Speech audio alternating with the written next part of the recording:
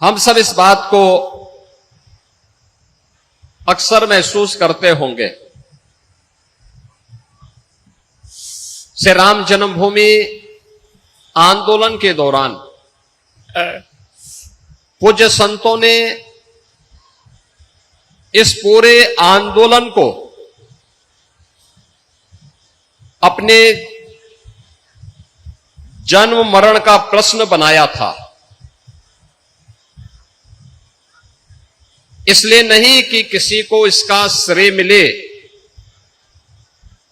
इसलिए इस अभियान के साथ हर संत जन, पूज्य संत जुड़े थे, क्योंकि भारतीय परंपरा में, भारत की विरासत में मर्यादा पुरुषोत्तम प्रभु श्री राम हम सबके एक ऐसे आदर्श हैं जिन्हें अगर हम मान करके चलें कि जीवन की हर समस्या का समाधान अगर किसी एक नाम में है तो वह प्रभु श्री राम के नाम में है।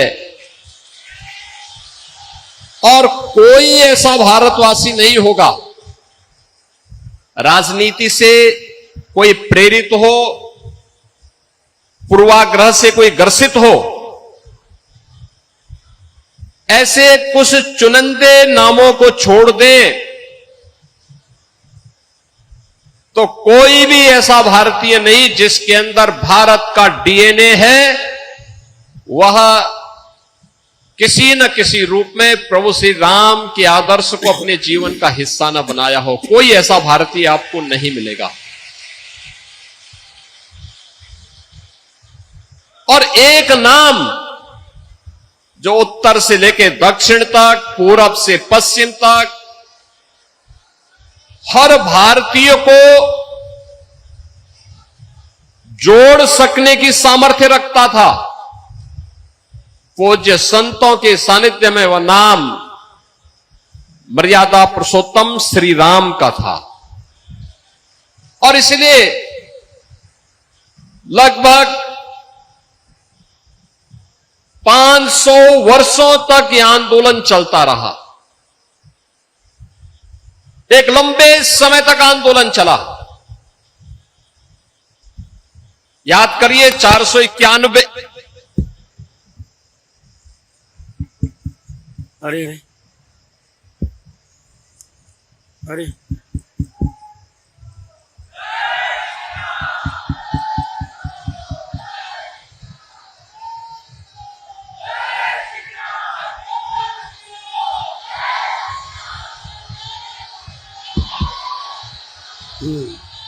जय श्री राम।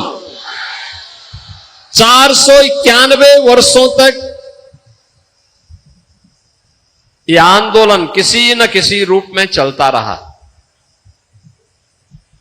2019 में जब सर्वोच्च न्यायालय की एक फुल बेंच थी, वहां के सभी माननीय न्यायमूर्तियों ने अपना फैसला दिया, तो उस फैसले में उन्होंने सर्वानुमति से इस बात को स्वीकार किया कि जहां रामलला विराजमान है वही राम जन्मभूमि है।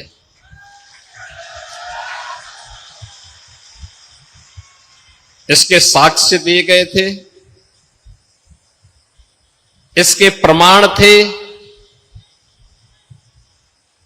और इससे जुड़े हुए विद्वत जनों के वक्तव्य भी थे।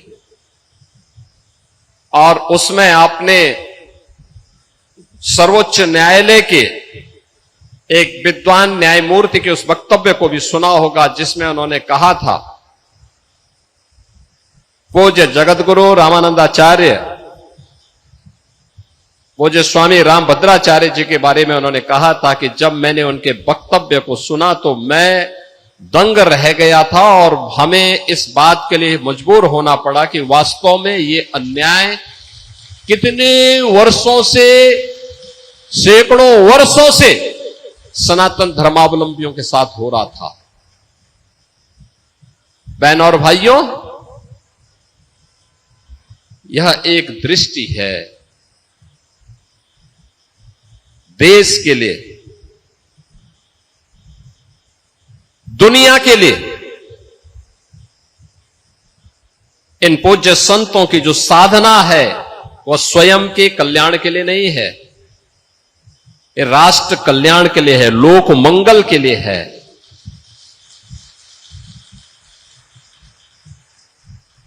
आप देख रहे होंगे बहुत सारे लोग ऐसे होंगे जो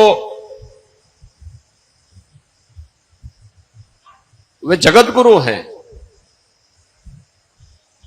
उनके द्वारा स्थापित पहला उत्तर प्रदेश का ही नहीं भारत का पहला दिव्यांग विश्वविद्यालय चित्रकूट में, उस विश्वविद्यालय के वे आज अभी भी कुलाधिपति हैं। वे भी इस उम्र में आराम कर सकते थे, लेकिन नहीं, राष्ट्र मंगल की कामना के साथ प्रभु की कथा को जन जन तक पहुंचाने के लिए निरंतर प्रयासरत रहते हैं, निरंतर प्रयास करते हैं। जहां कहीं भी देश में, दुनिया में, जहां कहीं भी कोई भक्तजन उन्हें आमंत्रित करता, वे बड़े सम्मान, उसका सम्मान रखने के लिए, उसके गौरव को बनाए रखने के लिए, प्रभु की इस कथा को जन जन तक पहुंचाने के लिए कार्य करते हैं। पीछे एक ही उद्देश्य होता है कि मर्यादा पुरुषोत्तम प्रभु श्री राम के उन विराट आदर्शों से थोड़ा भी अंश भक्तजन अपने जीवन में अंगीकार कर लें, न केवल उनका कल्याण होगा बल्कि समाज और पूरे देश का बहुत बड़ा कल्याण हो सकता है, बहुत बड़ा कल्याण हो सकता है।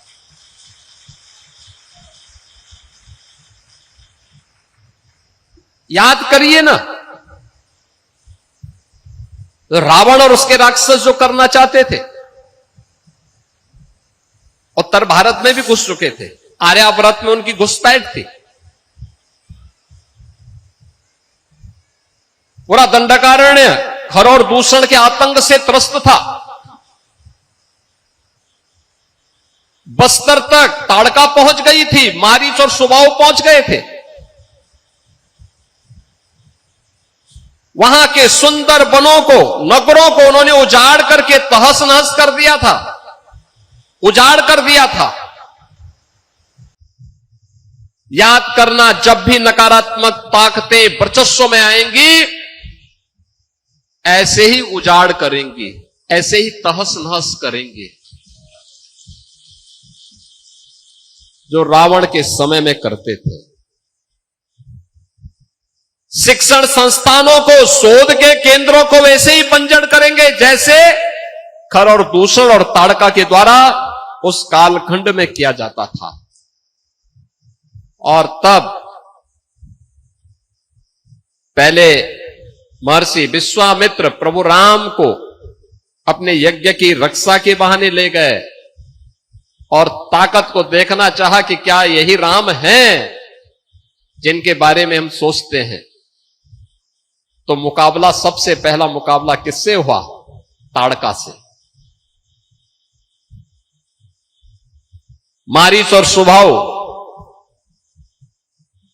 सुबाहु को तो बक्सर में ही स्वाहा कर दिया गया था, लेकिन मारीच वहां से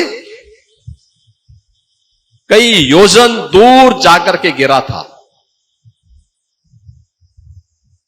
उसकी समझ में आ गया था कि गलत व्यक्ति से टकरा गए हैं, गलत दिशा में जा रहे हैं अब।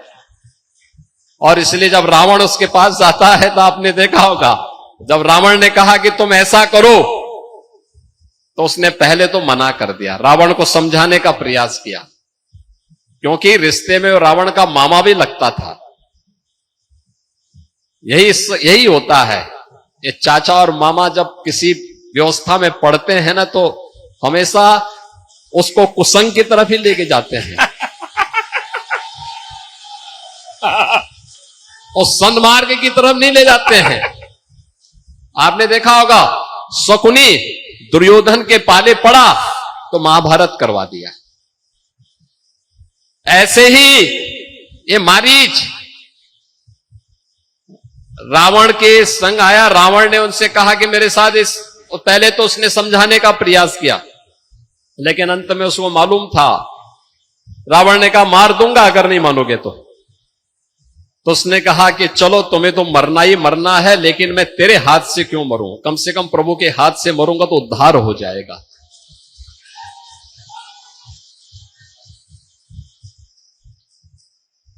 मारीच की क्या स्थिति हुई, खर और दूषण की क्या स्थिति हुई। और याद करना, माता जानकी का अपहरण रावण ने किया। मर्यादा पुरुषोत्तम भगवान श्री राम ने इसके लिए अपने स्तर पर पूरा यत्न किया। उत्तर और दक्षिण भारत को जोड़ा। नारी गरिमा की रक्षा कैसे करनी है इसका उदाहरण है। याद करना, लव जिहाद की घटनाओं को रोकने के लिए एक आदर्श उदाहरण आप सबके सामने हो सकता है। हमें आश्चर्य होता है, उच्च न्यायालय केरला ने 2009 और 2011 में इस पर चिंता व्यक्त की कि रिलीजियस डेमोक्रेसी को चेंज करने की एक साजिश का हिस्सा है, लेकिन तब भी हम उस पर ध्यान नहीं दिए। हमने 2020 में उत्तर प्रदेश के अंदर इसके लिए सख्त कानून बनाया, तब भी इसके लिए व्यापक जन जागरूकता किए जाने की आवश्यकता है। हमें सचेत रहना होगा। याद रखना, नकारात्मक ताकतें हर कालखंड में आएंगी, लेकिन समाज की सज्जन शक्ति को मिलकर के इसका मुकाबला करने के लिए तैयार होना होगा। और यही स्थिति हम सबको उस लैंड जिहाद से जुड़े हुए लोगों को के प्रति भी रखना पड़ेगा। जो भगवान राम ने आखिर खर दूषण क्या कर रहे थे, मारीच और सुबाहु क्या कर रहे थे, वे भी सब यहां लैंड जिहाद के ही अभियान के साथ जुड़े हुए थे। जबरन कब्जा कर लेना, जबरन किसी भी जमीन को खाली देखा उसमें अपना तंबू गाड़ दिया, ये सब बंद हो जाना चाहिए। भारत की धरती उन आक्रांताओं के लिए जिनकी भारत के प्रति आस्था नहीं है, जो भारत के प्रति निष्ठा नहीं रखते, भारत के संस्कारों का सम्मान नहीं कर सकते, बहुत अच्छा, उन लोगों के लिए भारत की धरती धर्मशाला नहीं हो सकती है, एकदम नहीं हो सकती है। और हम सबको उस संकल्प के साथ हम आगे बढ़ेंगे। कोई कारण नहीं कि आज भी इस संत शक्ति जो भारत की सज्जन शक्ति को एकजुट होकर के देश को आगे बढ़ाना चाहती है, आगे ले जाना चाहती है, ये प्रभु श्री राम की कृपा है। उनका जो आदर्श है उसी आदर्श को ध्यान में रख करके सभी कार्यक्रम निरंतर आगे बढ़ रहे हैं। तोड़ने वाली ताकतें आएंगी, वे विभाजित करने का कार्य करेंगी। कोई जाति के नाम पे बांटेगा, कोई क्षेत्र के नाम पे बांटेगा, कोई भाषा के नाम पर बांटने का प्रयास करेगा। लेकिन हम सबको कथा के उस मर्म को समझना पड़ेगा जो यहां पे व्यासपीठ से पूज्य जगत गुरु के द्वारा आप सबको यहां पर उसके मर्म को समझाने का प्रयास किया गया है। हम सब उस मर्म को अपने जीवन का हिस्सा बनाएं। कथा केवल सुनने की नहीं, उसको अंगीकार करने की भी एक महत्वपूर्ण कड़ी का हिस्सा होता है। हमारे यहां क्या कहते हैं, हम जिसको अपना आदर्श मानते हैं उसके अनुरूप बने। हम शिव की पूजा करते हैं, हम राम की पूजा करते हैं, तो उनके उन आदर्शों को अपने जीवन में उसका हिस्सा बनाएं, उसके अनुरूप हम जीवन जीने का प्रयास करें, उसके अनुरूप बनने का प्रयास करें, उनके उन आदर्शों को अपने जीवन का हिस्सा बनाएं। अपने परिवार के सदस्यों को उन आदर्शों से प्रेरणा लेने के लिए आगे प्रेरित करें, सबका कल्याण होगा। और याद करना, जिसने भी राम को अपने जीवन का आदर्श बनाया उसका कल्याण हुआ है। जिसने राम का द्रोह किया है, याद करना, उसको इस धरती पर कोई जगह नहीं मिली है, कोई जगह नहीं मिली है। हम सब इस बात को ध्यान में रखेंगे। अनेक उदाहरण आपके सामने हैं, अनेक उदाहरण आपके सामने दिए जा सकते हैं, उदाहरण आपके सामने दिए जा सकते हैं। रामायण कालखंड के भी उदाहरण आपके सामने हैं। मारीच है,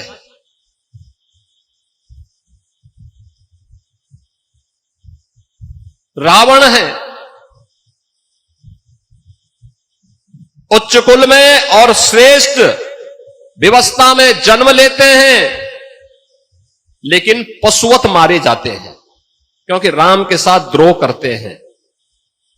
और हमारे पवन सुत हनुमान जी हैं या विभीषण हैं, सामान्य जीवन में उनको भले ही जन्म के समय उसके उपरांत कितना सम्मान मिला, लेकिन राम की संगत में आने के बाद लोग पूज्य हो गए, सबके लिए पूज्य हो गए।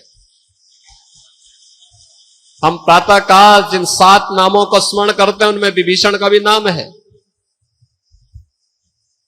हमारे यहां हर समस्या का समाधान हम किसी को मानते हैं, आप देखते होंगे, और हम लोग बचपन से इस बात को देखते रहे हैं। कोई गांव का अनपढ़ व्यक्ति भी, निरक्षर व्यक्ति भी होगा, लेकिन उसको हनुमान चालीसा जरूर याद होगी। हनुमान चालीसा वो जरूर याद करके रखता था। यह है ताकत। और इसीलिए तो आप सौभाग्यशाली हैं कि तुलसी पीठाधीश्वर के श्रीमुख से जगतगुरु रामानंदाचार्य, तुलसी पीठाधीश्वर पूज्य स्वामी रामभद्राचार्य जी के श्रीमुख से इस पावन कथा को श्रवण करने का आनंद आपको प्राप्त हुआ। और हम लोग इसीलिए कहते हैं, मध्यकाल में तुलसीदास जी ने जो जन चेतना जागृत की थी, समाज को एकजुट होने की, विदेशी आक्रांताओं के प्रति सचेत होने की, प्रभु राम के प्रति भक्ति का जो संदेश दे करके उन्होंने पूरे उत्तर भारत को एकता के सूत्र में जोड़ने का काम किया था। वही कार्य आज जगत गुरु रामानंदाचार्य पूज्य तुलसी पीठाधीश्वर कर रहे हैं, और जिनके श्रीमुख से पावन कथा का श्रवण करने का आनंद आप सबको प्राप्त हुआ। आप सब पूज्य महाराज जी के आशीर्वाद से प्रभु की कृपा के पात्र बने, इस पावन कथा को श्रवण करने का आनंद आपको प्राप्त हुआ। ऐसे विद्वान संत के श्रीमुख से प्रभु की इस गाथा को वर्तमान परिप्रेक्ष्य में हम सब कैसे अंगीकार कर सकते हैं या सुनने जानने का अवसर प्राप्त हुआ। और साधना उनकी देखो, यानी जगत गुरु बनने के पहले एक लंबे समय तक उन्होंने अखंड साधना की थी, अखंड साधना। और इस उम्र में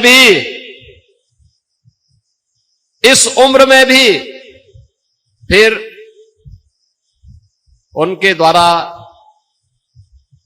अगले 6 माह के लिए एक एकांतिक साधना के लिए उनका प्रस्थान हो रहा है। साधना के पूर्व मेरी उनसे बातचीत होगी, और हम लोग तो हमेशा उनके साथ में हैं, हमेशा उनका सानिध्य प्राप्त हुआ है, हमेशा उन्होंने समाज को एक दिशा दी है। और मैं तो उनका इसलिए भी कि देखिए, उन्होंने उन सारी बाधाओं को तोड़ा है जिनमें उनके सामने अपनी मेहनत से, अपने दृढ़ संकल्प के साथ जीवन की बाधाओं को तोड़ा है उन्होंने, समाज की उन बेड़ियों को तोड़ा है जो अक्सर किसी ऐसे व्यक्ति के बारे में थोपने के प्रयास होते हैं, और देश के लिए एक आदर्श प्रस्तुत किया है कि नहीं, कोई बाधा आपके जीवन में आपके सत्संकल्प के सामने बाधा नहीं बन सकती है। और पूज्य महाराज का यह आदर्श समाज के लिए एक नई प्रेरणा है। उनका आगामी जो साधना का पर्व है, ये राष्ट्र की मंगल के लिए कल्याणकारी हो। मैं उत्तर प्रदेश सरकार की ओर से उनके प्रति अपनी शुभेच्छा और शुभकामना भी व्यक्त करता हूं, उनको सादर नमन भी करता हूं, और विश्वास करूंगा कि उस अखंड साधना की पूर्व मेरी उनसे विस्तृत वार्ता जरूर होगी। इस विश्वास के साथ मैं इस पूरे कार्यक्रम के प्रति यहां के आयोजक डॉक्टर नीरज बोरा, जो हमारे यहां के लोकप्रिय विधायक हैं, उनके प्रति, उनके परिवार के सदस्यों के प्रति भी